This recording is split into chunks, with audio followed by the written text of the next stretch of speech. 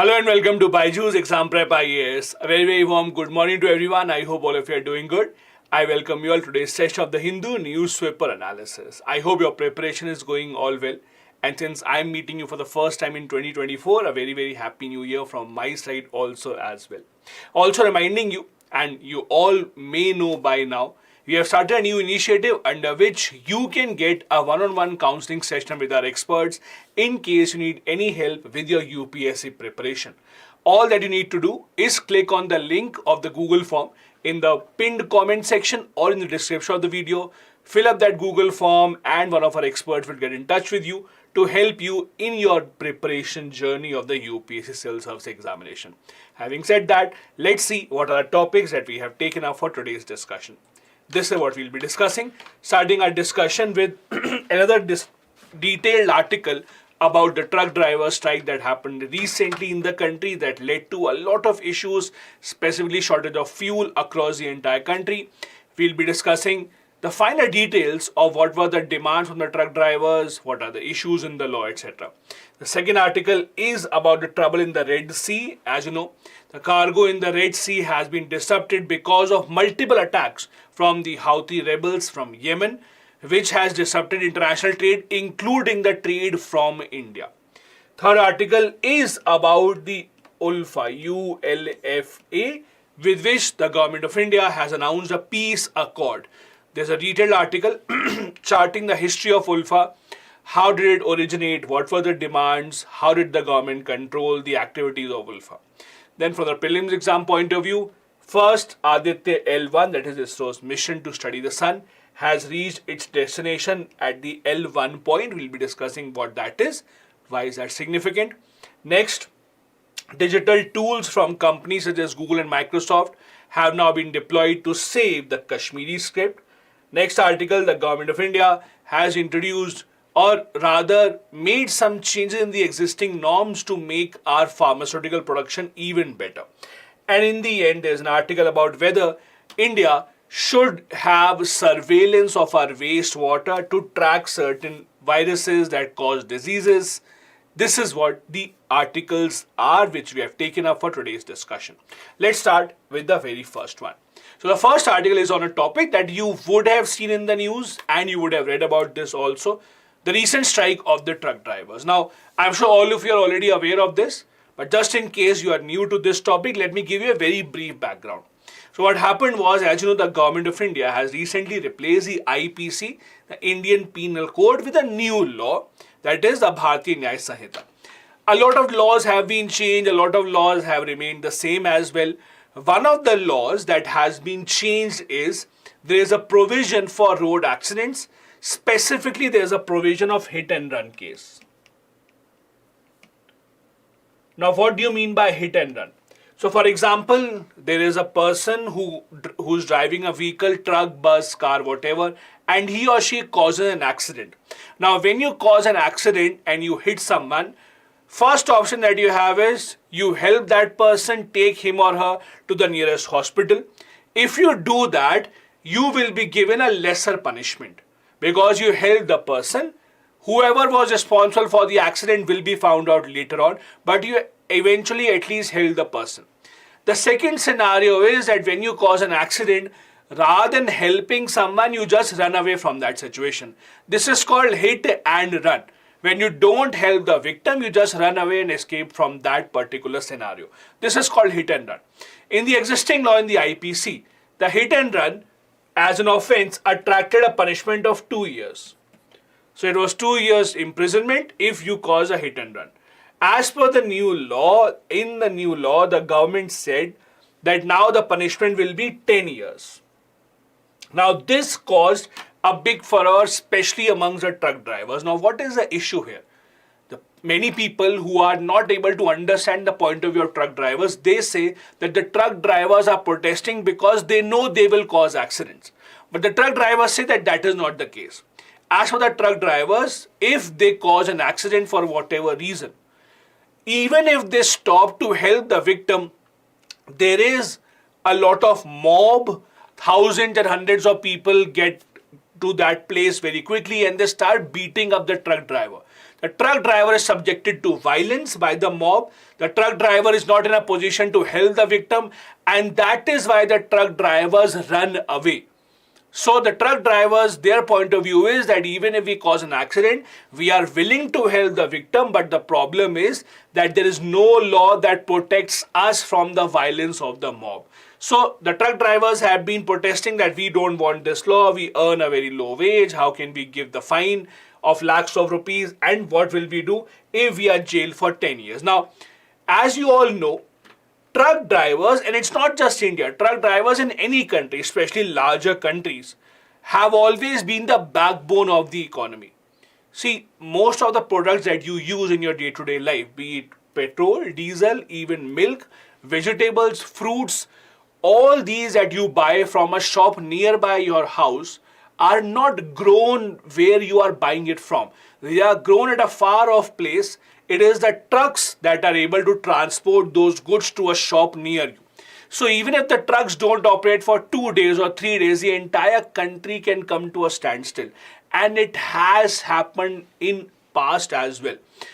If you remember, a few months back in Canada, there was a huge truck driver strike where the truck drivers were opposing that they had to undertake COVID-19 tests every time they cross the US-Canada border. And that also brought the Canadian government to a standstill. This issue of truck drivers has been recognized all around the world. That is why the governments, including the government of India, tries to make sure that the working condition of truck drivers is taken care of. That is why the government recently also made a law mandating that the new trucks that have to be made, they should have air-conditioned cabin for the drivers. So government realizes their importance. Now, what happened?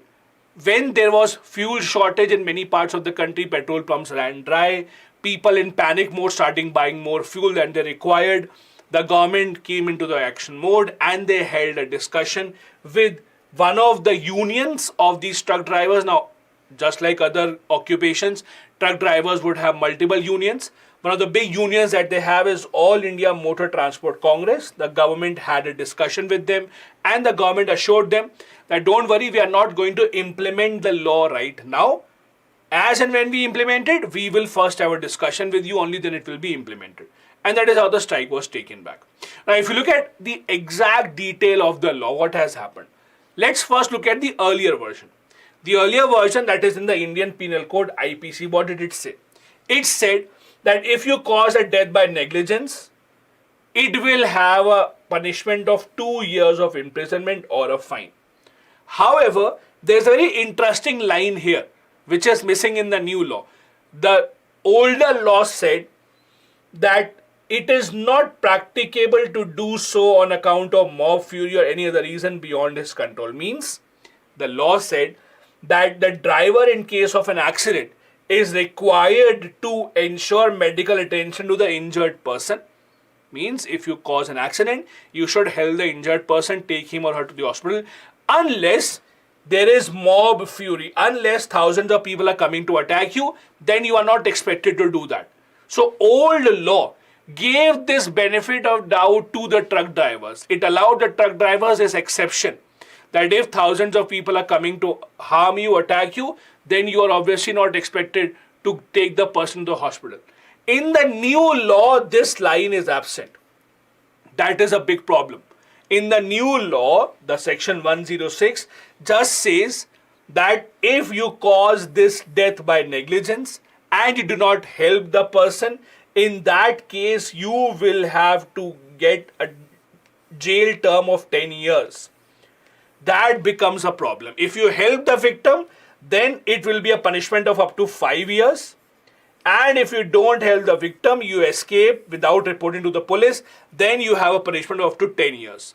It does not take into account a situation where the truck driver's life himself is in danger. This is a big point that the Truck Driver Association is making. That even if we are ready to help the victim, at least make a law that the people should not touch the truck driver, at least protect us from mob violence. This is something that is missing in the law. The government, as I said, in response, has said that we will not be implementing the law for now, so you can go back to your work. What we will do rather is, we will have a discussion with you later on Only when the discussion takes place, after that we will be implementing the law for now. Now, what are the other pointers made by the Truck Driver Association? They have raised a few pointers here. First, about the meager salary that truck drivers are paid.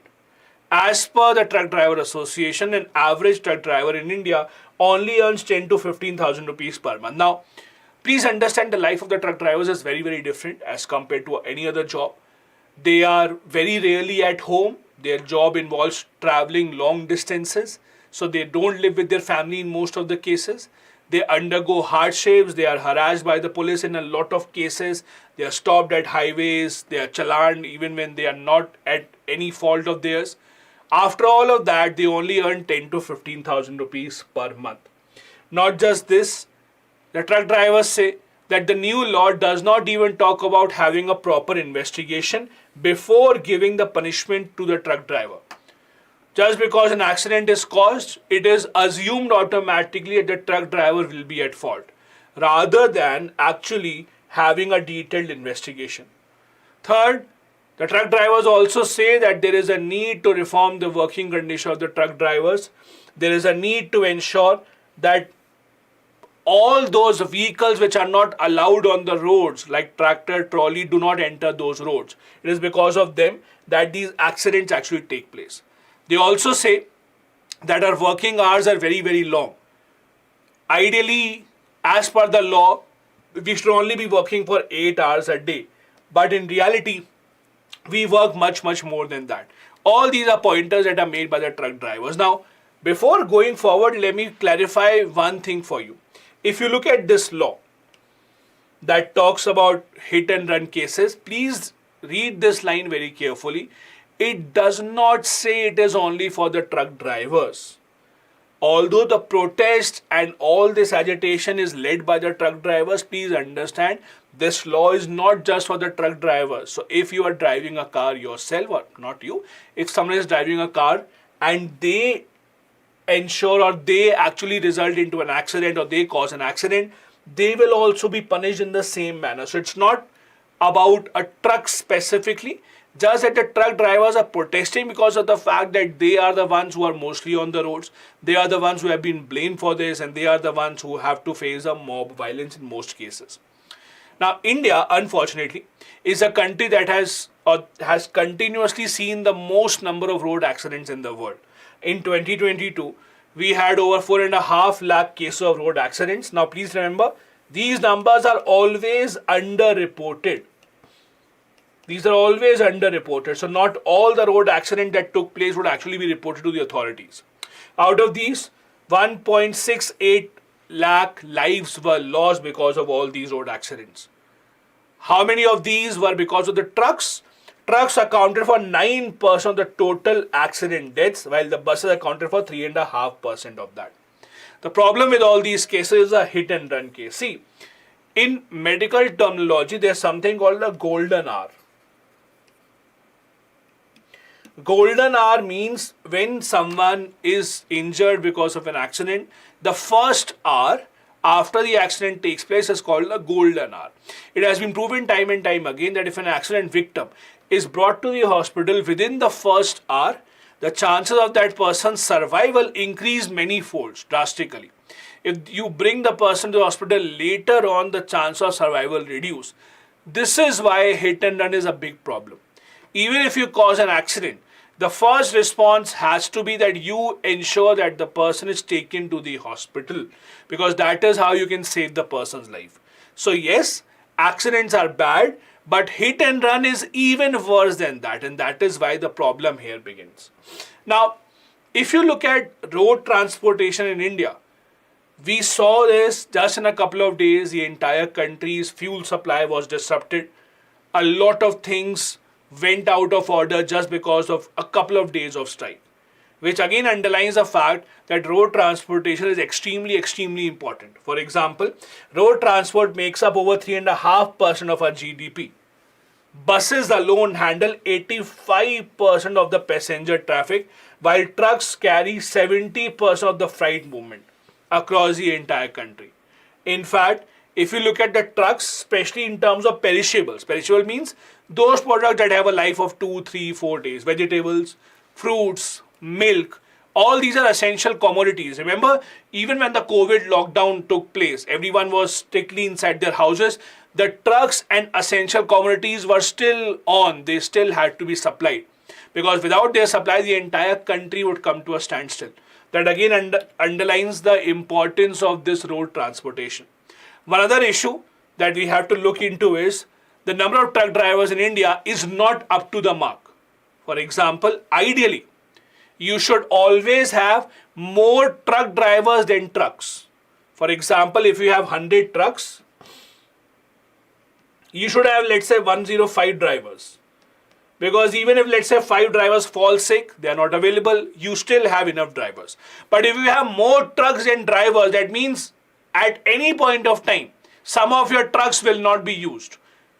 This is what's happening in India. In 1980s and 1990s, the ratio of truck is to truck driver in India used to be 1:1.3. So for 100 trucks, there used to be 130 drivers.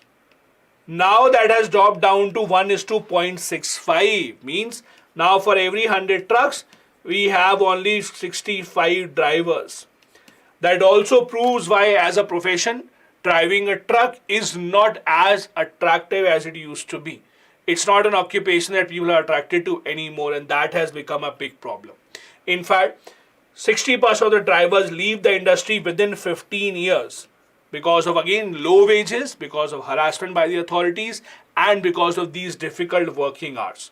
The wages have not matched up to the expenses that they face in day-to-day life, because of which the entire industry that is dependent on the supply of goods gets disrupted in the long run. Here is a bit of data about road accidents in India, because we are on this topic. As you can see here, consistently every single year there has been over 4 lakh road accidents in India. The only anomaly is 2020, but that is because of COVID, much lesser traffic, lockdown year.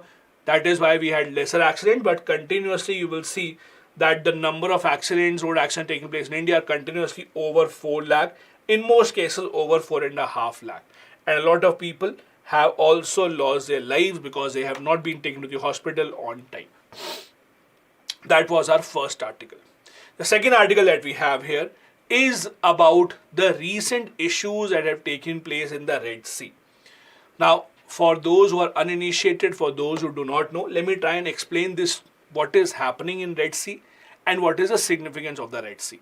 So first, what is happening is, in the Red Sea in the past few weeks, what we have seen is multiple merchant ships, cargo ships have been attacked by the Houthi rebels. Who are the Houthi rebels? Houthi rebels are the ones fighting against the government in Yemen. So Houthis are fighting in Yemen against the Yemen government. It's a civil war that has continued for a decade or so. So it's not a new thing. They have been fighting for about a decade or so. Now, where is Yemen? If you look here, we'll just change the color. This is Yemen. This is where all this issue is. And this is the Red Sea. Let me show you a better photo here and we'll come back. Look here. So if you look at this photo, this is the Red Sea. This is Yemen. So the Houthi rebels who are fighting against the Yemenis government, they have been attacking multiple of these ships in the Red Sea. Now, why is this important specifically for India? If you look at the map, it's far away from India. The importance for India and all the other countries is it is the most important trade route in the world. How? Let's see this. Now, for a cargo ship to go from Europe to Asia, let's say India has to get some supply from Europe. The route that they take is this. As you can see here, this is the Mediterranean over here. This is the Mediterranean. With the after Mediterranean, there's a Suez Canal which joins Mediterranean to the Red Sea. And this is where the cargo gets supplied. So it's a much shorter route. Before the Suez Canal was artificially created, this was the route that they used to take earlier. Much longer route, as you can see, going all the way around Africa from the Cape of the Good Hope and then coming. So this invention and creation of the Suez Canal was one of the most important discoveries in the history of mankind, especially for transportation purposes. It brought Europe and Asia much, much closer. Most of India's trade also coming in from Europe comes from this route only. But in this narrow passage of the Red Sea, now that the cargo ships think that they are not safe, most of the cargo ships are now taking the much longer route here. Now this has created a lot of problem. One, obviously when the ships come from a much longer route, means you are spending more money, much more expenses. So the cost of the goods obviously increases many folds, number one. Secondly, the time taken for this travel also increases. When you increase the time period again, it impacts specifically the perishable goods. The perishable goods, the eatables, etc. that have a specific time, that have a specific life. If you increase the transportation time, that becomes problematic. That is why nations around the world are worried right now, including India, because a lot of India's trade also goes from this area only. In fact, about 90% of the cargo that either comes to India or goes from India is now taking the other route, going around Africa, the longer route from the Cape of Good Hope, just to avoid any of these attacks from the Houthi rebels. Now, this is a worrisome problem for many countries, and again, it's not just India specific. Look at this map again.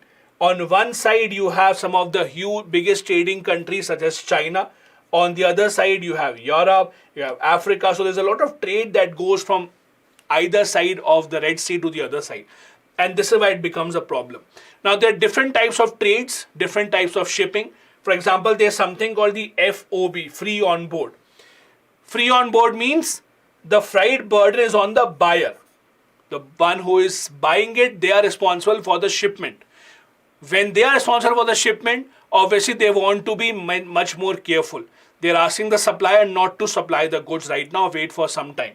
On the other hand, there's something called CIF or CNF. In these contracts, it is the exporter that is responsible, the seller that is responsible for the shipping. So in those cases, the exporters are the ones that are being more careful. But in either way, again, the problem is that the shipments are getting delayed. Either the shipments are not going because they are worried that they will be attacked, or they are taking a much, much longer route. Understand, not all the cargo ships would be built to take such a long journey. So it is now starting to disrupt trade. Now what is happening?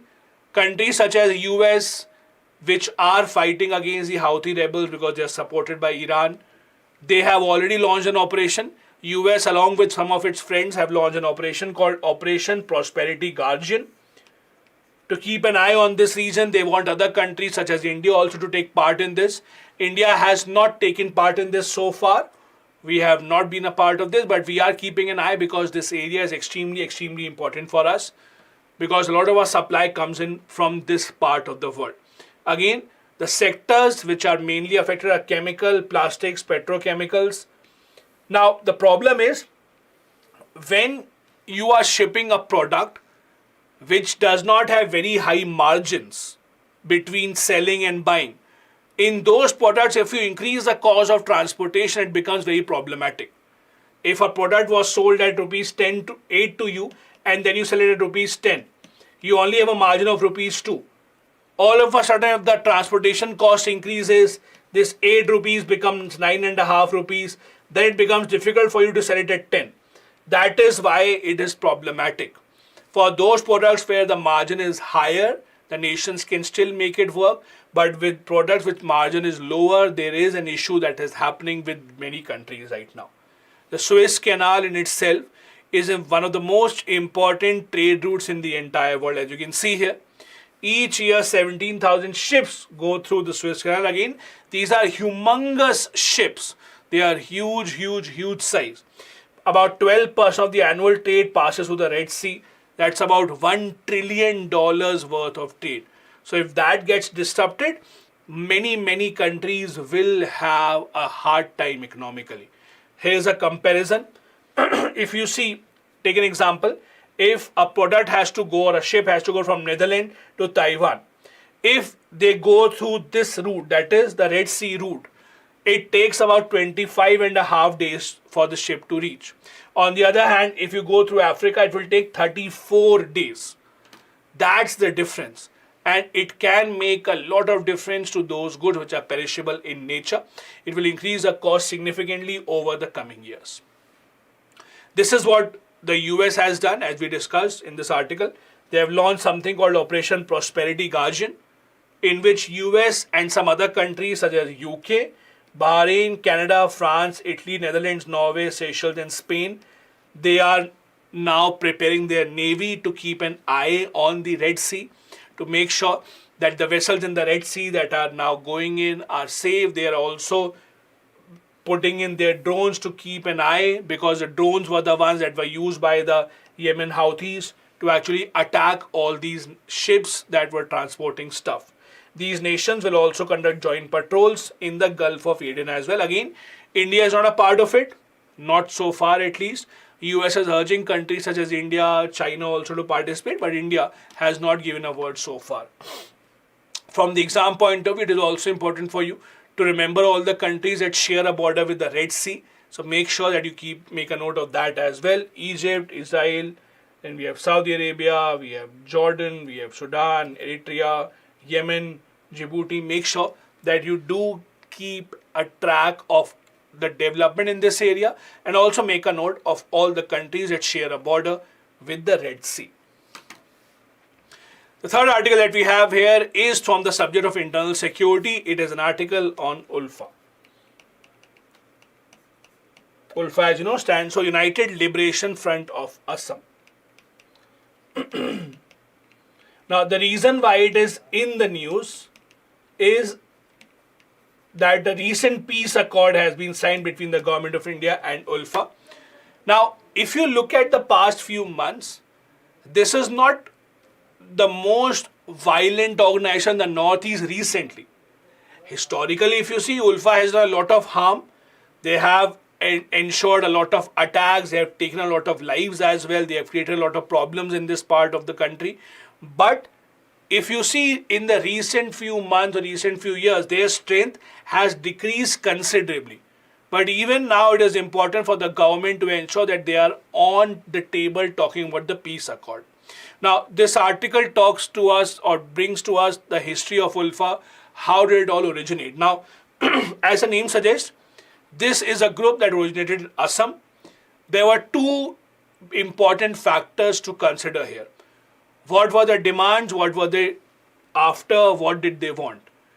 When ULFA came into being in 1979, there was a feeling that a lot of illegal immigrants are entering Assam, especially from Bangladesh. So the feeling was that the government of India is not stopping people from entering Assam illegally, because of which the locals in Assam are losing out on their culture. They're losing out on their job opportunities. They're losing out on their resources. So number one, they wanted to control all this influx of people coming in. Second thing, they wanted a sovereign model for Assam. They wanted that Assam should have its own law, should have its own structure. They should not be forced to follow the laws made by the Indian Parliament. So number one, stop illegal immigration coming in, and number two, demand sovereign socialist Assam. With that aim, in 1979, 6 people started this group called ULFA in Assam. Now, again, because they wanted to make sure that illegal immigration stops in Assam, they took help of violence. They made sure that most of the high-profile people in Assam who are not Assamese are attacked. The spark of this agitation, it is said that it started in 1979. That was because just the preceding year, 1978, when there were elections due, the Election Commission of India prepared the electoral list, specifically the electoral list in a constituency called Mangaldoyi Lok Sabha constituency. It attracted a lot of attention. The reason was, in this constituency, when the new election list or electoral list was released by the Election Commission, a lot of new names, thousands of new names were added. Names that No one knew. Everyone thought that these are not people who have lived here. And thus there were rumors and there were news that a lot of people have come in from outside.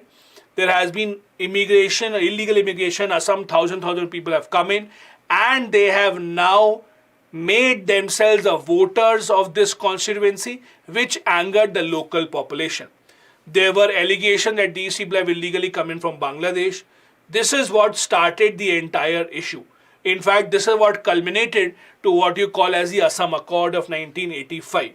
Now, this is when ULFA, started by these groups, started to get a lot of support from the local population. They also took help from the neighboring countries and other insurgent groups. For example, in 1986, they established contact with the National Socialist Council of Nagaland, NSCN, that is operational even today. They helped them get in touch with Myanmar. Myanmar army helped them with training and the arms as well. 1989, ULFA set up its camps in Bangladesh. That was a period where Bangladesh was particularly not in a very good relationship with India. Remember, India-Bangladesh relationship has improved in the past 2 decades drastically, but in 1980s, the relationship between India and Bangladesh was not very, very good. Then ULFA again in 1990 started setting up their camps in Bhutan as well. Bhutan, even today, then it was even more, even today, when you enter Bhutan from the southern side, it has a very dense forest. Those areas are very well equipped for anyone who wants to hide in these areas and set up those camps for training. So they entered Bhutan also. They made sure that they had at least 13 camps in southern Bhutan. Now, after all these expansions, ULFA wanted to create some news in Assam, and they first ensured there is a high profile killing in 1990. In 1990, they killed very famous industrialist called Surendra Paul, who was a very big tea planter and the brother of famous UK-based industrialist Swaraj Paul. Now, this was a time when most of the tea plantation gardens in Assam were owned and controlled by people from outside Assam. It was seen as a very good investment. People with a lot of money used to come, buy these tea gardens, earn profit from there, and the locals did not like it. When this killing happened, it led to a lot of foreigners leaving, or foreigners or people not from Assam leaving Assam overnight. In fact, more than 20 tea estate managers fled the state on a chartered flight. This is when the situation in the state started to become worse day by day, leading to imposition of President rule in 1990. The government of India, as a response, banned ULFA. They imposed UPSC in the state, and they launched an operation called Operation Bajrang. Operation Bajrang was an operation by the army specifically to sweep out ULFA. It was a very, very successful operation. In fact, because of this, a lot of members of ULFA actually surrendered. Those who surrendered were called Sulfa, S-U-L-F-A, means surrendered ULFA. So it was a new name that was given to them. They held the Indian army to get information about many other members of ULFA. It led to the weakening of ULFA to a large extent. It led to secret killings of ULFA members because a lot of information was now shared with the Indian army. This is when ULFA started to lose support. In 2004, they undertook a school bombing which killed many children as well, which meant that even the public support for ULFA was declining. After that, Government of India started collaborating with Bangladesh, with Bhutan to make sure that ULFA does not get support in any of these neighboring countries. December 29, that is very recently, just last month, pro-talks were held, or pro-talk groups, that is under the ULFA as well. There were multiple groups that were formed. Some leaders in ULFA wanted a peace talk, some people did not want a peace talk. The government made sure that they encouraged people within ULFA to come above ground to hold peace talks, and that is what it has culminated into. Finally, the peace accord has been signed, but even today, not all the factions or groups within ULFA are in favor of this. For example, there is a faction within ULFA that is led by a leader called Paresh Barua. He is still not in favor of peace talks. His ULFA's faction has still not been a part of the peace process. He says that unless the government agrees to give sovereignty to Assam, unless Assam gets what it deserves, that is freedom from the country, I will not talk. So 90% of the ULFA has agreed to the peace accord, while the other part of ULFA, that is led by Paresh Barua, has still been kept out of it. But again, the good part is that the amount of power, the amount of presence that ULFA had in the state has reduced drastically now. Now, what are the important pointers of the ULFA peace accord that has been signed? It's similar to the Assam Accord in the sense that the government has agreed to ensure that they give enough funds for development of Assam. For example, the government has pledged an investment of 1.5 lakh crore rupees, not immediately, in a gradual form over the years. The government has also said that government will try and ensure political inclusion of the locals. 97 out of the 126 seats will be reserved for the indigenous people, to make sure that even in the assembly or in the Lok Sabha representation, Assam is represented by the indigenous people and not from the outsiders. ULFA in return has agreed that they will be non-violent, they will not indulge in any violence, they will disband, they will surrender to the government as and when the accord actually comes into the picture. Also, again reminding you, the Paresh Barua faction has still not joined the peace process, it is still outside of it. So it's not that the entire ULFA has resigned all of a sudden. These were the articles from the mains examination point of view. Now from the prelims exam point of view, the first news is from the front page of the Hindu newspaper today. The good news, ISRO's Aditya mission to study the sun, it has reached its destination, it is Aditya L1. Now as you know, L1 is a Lagrange point. This is the point at which the gravitational pull of the sun and the earth cancel out each other. So this is the point at which ISRO was planning to place Aditya L1. Now, before I go into this, let me first show you this photo. So if you look at the equation between the earth and the sun, there are 5 such points which are called as a Lagrange points: L1, L2, L3, L4 and L5. Now what are these points? Basically these are the points at which the gravitational pull of earth and the sun cancel out each other, meaning that any satellite placed at this point will be stable.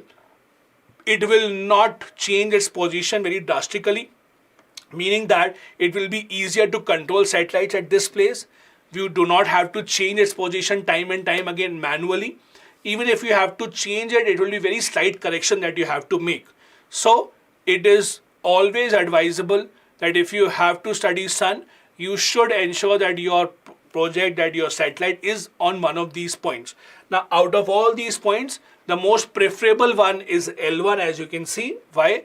It gives an unrestricted view of the sun. You can look at the sun 24/7, there will not be any obstruction. Also it is the nearest to the sun, and that is why the L1 point was chosen. So Aditya project right now is placed here. That is why it's called Aditya L1. Now let's come back. So basically it has entered that orbit. It entered this on 6th of January, that is yesterday. It's about a journey of 4 months that it has taken up. About 127 days earlier it was launched, that is on the 2nd of September. Now this mission will have a lifetime about 5 years. As I said, because of its position specifically, it will use minimal fuel. It will not need to be changed drastically time and time again. Some very minor connections would need to be made, not more than that. It has a total of 7 payloads. What are these payloads meant for? They will observe the photosphere, the chromosphere and the outermost layer of the sun, that is a corona, to see what are the electromagnetic activities taking place, what is happening at the sun, can we take any inspiration from that, how can we learn to decode the mysteries of the universe. With this payload, out of the 7 payloads, the 4 payloads will directly view the sun, while the remaining 3 will carry out studies of particles and the fields that are present at the L1 position. Now again, the L1 position is the most suitable to ensure that there is a stable place to study the sun from as close as possible. There are other such satellites or missions as well that are at L1 specifically. For example, there is something called WIND, there is something called Solar and Heliosphere Observatory, there is something called ACE, and there is something called Discover. All these right now are at L1 point. Now this is also your homework. Tell me in the comment section about each of these individually. These are projects of which agency? Like Aditya belongs to ISRO. So which agency has launched WIND, SOHO, ACE and Discover? Do tell me in the comment section. These are the kind of questions that you do see in the prelims examination. Now, how far is this point? This is about 1.5 million kilometers from the Earth, about 1% of the distance between the Earth and the Sun. So again, see, these photos don't really do justice. These photos are never to the point, they're never to the scale. Because if you look at this photo, you might think that this is at about 1/4 the distance between Earth and the Sun, but that is not true. It's about 1/100th of the distance, because if they make a real scale photo, then they will not be able to fit into one single page. So don't think that this photo is up to the mark. It's not as per the scale. This is just for representation purposes. Now, as I said, it's about 1/100th from the distance from Earth to the Sun. This is at a point that is L1, which ensures that the gravitational force of the two bodies makes that satellite stable and ensures that you have the best position to study the Sun. It also ensures that the fuel consumption is the least in this particular position. And as I said, there are multiple other missions that are already working in this L1 orbit. Next news again from the front page of the Hindu newspaper is that after a lot of efforts, private tech companies such as Google and Microsoft have stepped in to save and to enhance the use of the Kashmiri script. Now, what is happening is, in short, there is an NGO in Kashmir that has been propagating this idea, that has been lobbying that the use of Kashmiri language is declining and we have to support it. They have been arguing with the government as well, and they have been arguing with the private sector as well. Now, after all their efforts, both Microsoft and Google have agreed. How will they help? Now, as you know, Google has something called the Google Translate. You can go online, you can translate a lot of languages using Google Translate. Now it will include Kashmiri as well. And secondly, similarly, Microsoft also has something called MS Translator. So Microsoft also says that in MS Translator, they will now include Kashmiri language. That is the big update. It's not happened immediately, but both of them have promised, and it will happen in the coming few months. Now, as per the data available, only 5% of the people by 2013 were able to understand and read the Kashmiri script. And that is why NGOs working in this area have been demanding that the use of Kashmiri language should be increased, should be enhanced, both by the government and by the private sector. Because of which this comes in as a very, very good and important news. Now, one of the other things that had happened earlier was, and many people did not really pay attention to that, when the government of India changed the status of Jammu and Kashmir, when Jammu and Kashmir became a union territory, the government also had to decide the official language of the state. So Jammu Kashmir as a union territory now has Kashmiri as one of the official languages. That is also a big or a good beginning, because again, the status of Kashmiri as an official language was not given to the state earlier, because earlier Urdu was a language that was recognized. Now that has also changed. So now the separate state of Jammu Kashmir amongst its official language also has Kashmiri in one of that. It will benefit about 70 lakh Kashmiri speakers in Jammu Kashmir and also in the Pakistan occupied Kashmir area. The organization, the NGO I was talking about is the AMK, Abdi Markaz Kamras. They were the ones who have been demanding that we should look into the use of Kashmiri language and we should propagate it. They have been the one who have been pushing people to write letters and emails to Google and Microsoft to undertake this step, and they have been able to do that. As I said, prior to this, when Jammu Kashmir was the entire one single state, Urdu was the one that was introduced as the official language. It was only after the campaign by AMK that Kashmir was re-included as a subject in the schools up to class 8th, and then Kashmiri was introduced as an optional subject also at an undergraduate level of 2008. Right now, do tell me again in the comment section, check out the 8th schedule, the 22 languages of the 8th schedule, check out and see if Kashmiri is included there or not. A homework for you, very simple one. Check out the 8th schedule list and see if Kashmiri is a part of the 8th schedule or not amongst the 22 languages that we have. The next article is that the government of India has changed Schedule M of the drugs and cosmetic rules of 1945. So basically what has happened, in India we have a law called Drug and Cosmetic Rules 1945 that mostly talks about the rules of medicine manufacturing. If you have to manufacture any medicine or drugs, what are the rules that you have to follow? Amongst or in that law there is a Schedule M that has been changed slightly. Schedule M earlier was good manufacturing practices. Now it has been replaced with good manufacturing practices and requirements of premises, plant and equipment for pharmaceutical products. Now, interestingly, if you see in the past few years, there have been many controversies. Indian medicines in foreign countries having a lot of side effects. Many people losing their life or many people having very severe side effects because of Indian medicine. That has not brought a good name to the country. Our pharmaceutical sector is something on which we are extremely proud.